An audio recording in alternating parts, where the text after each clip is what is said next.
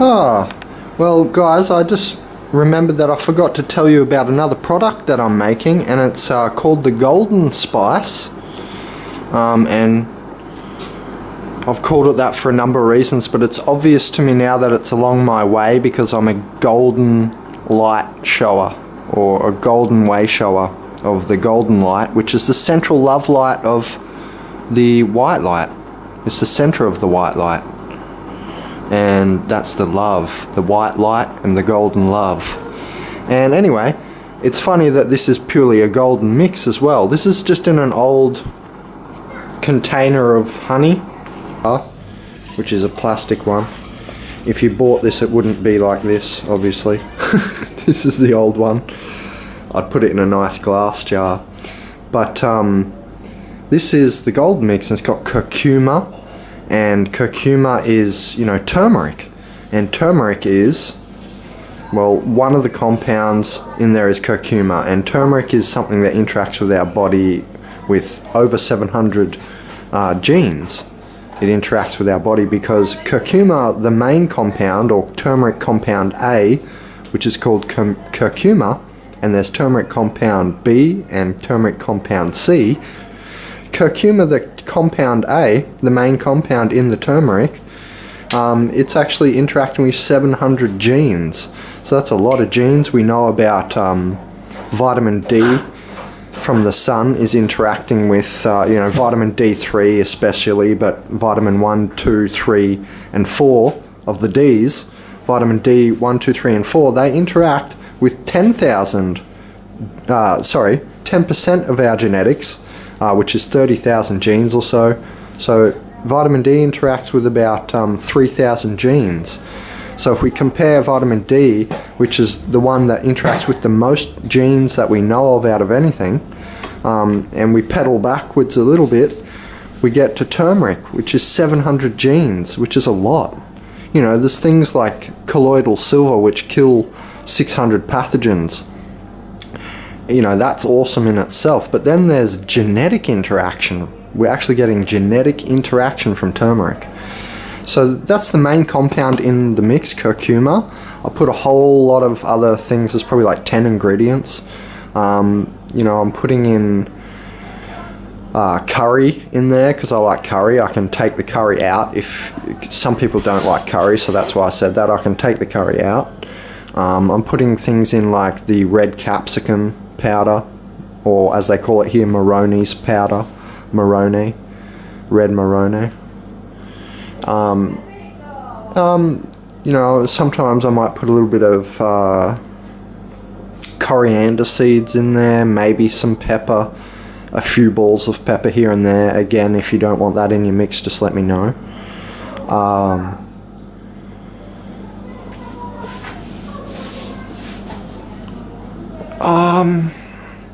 What else did I put in it? I put in some Himalaya salt, and then a few secret ingredients, a few other herbs and spices. I'll put in some oregano and just stuff like that, and that's about the sort of things I'm putting in there. And I've mentioned the ones that might cause people, you know, like the black pepper and the curry I mentioned, because they might cause people discomfort in their stomach or something or whatever, so you can tell me not to put that in there. But that's generally the mix, and the point is to get that curcuma into you.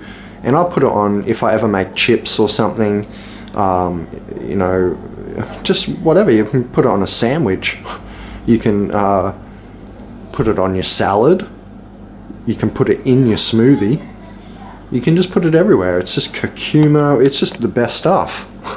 And that's the point of getting all the superfoods, all the best spices in the world together, eclecticizing and synthesizing everything to make a synergistic outcome, which is more than the sum of the parts. And that's why you just keep pushing until you get that feeling like you're exploding from a synergism of all these foods. And that's definitely what this powder does for me. This powder definitely pushes me. Like, I don't take a lot of pills, I don't take a lot of powdered supplements anymore at all. I'm very liquiditarian. I really like to drink a lot of tea. If I've got like oranges or you know, fruit and stuff around for the structured water, you know, and get my water and hydration from different sources, even leafy greens from the garden. Just get my hydration from as many sources as I can, different and the best. And you know, that's kind of a base. And then I'm also a meditator, so I'm a breatharian. I do a lot of breath work before that I do any of the you know, stuff like the liquiditarianism or veganism or vegetarianism. First is breatharianism, you know, meditating all the time. Then there's obviously the liquiditarianism, and I don't really get towards the powders much. There's a good quote I like: if you stock your fridge with good food, you'll eat good food. Well, it's the same thing. If you put in the best foods in your diet first, then you don't end up having much room left for any junk or any food that is nutritionally deficient or less in nutrition than what you already ate. And so you eat the best first and fill up on that first. Anyway, this really helps me to do that, because what it's doing is it's turning every food into a food that's interacting with my genes, because now I've got the curcuma in there with 700 genetic interactions. Now I've got the, you know, all the other stuff in there, Himalaya salt with the 82 trace minerals and etc. All these great ingredients in there. You know, 82 trace minerals and 700 genetic interactions is enough. But then there's what pepper does. Then there's, if I put cayenne pepper in, maybe for someone, or, you know, if there's all these other things in there, they all do their own stuff as well. Like cayenne pepper is heavy anti-inflammation because it's turning off substance P, which is an inflammation marker. So, you know, this powder is really good, and I don't get towards the nutritional supplement powders much because, like I said, I'm kind of filling up on other stuff first.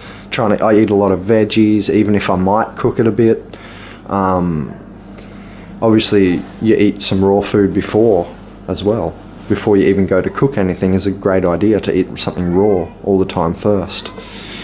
And you get that life force and the high vibration of it. It's still living.